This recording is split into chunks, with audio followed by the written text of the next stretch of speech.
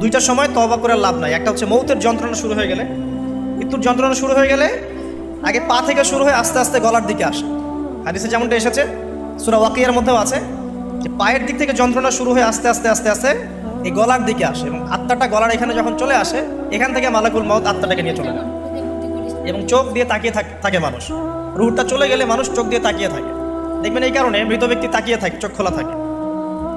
এবং তখন আসমান থেকে সিঁড়ি নামিয়ে দেওয়া হয়, ওই সিঁড়িতে করে আত্মা চলে যাচ্ছে, ও তাকিয়ে দেখে যে আত্মা চলে যাচ্ছে। এবং মানুষ মারা যাওয়ার পরে চোখ জীবিত থাকে অনেকক্ষণ। মেডিকেল সায়েন্স যারা পড়েছে তাদেরকে জিজ্ঞাসা করবে, মানুষ ডেড হয়ে গেলেও চোখ দেখবেন আরও কয়েক ঘন্টা, হয়তো আরও নির্দিষ্ট একটা সময় পর্যন্ত চোখটা কিন্তু জীবিত থাকে।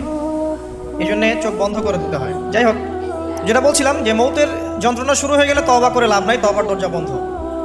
আর পশ্চিম দিক থেকে সূর্য উঠে গেলে তওবা করে লাভ নাই, তওবার দরজা বন্ধ।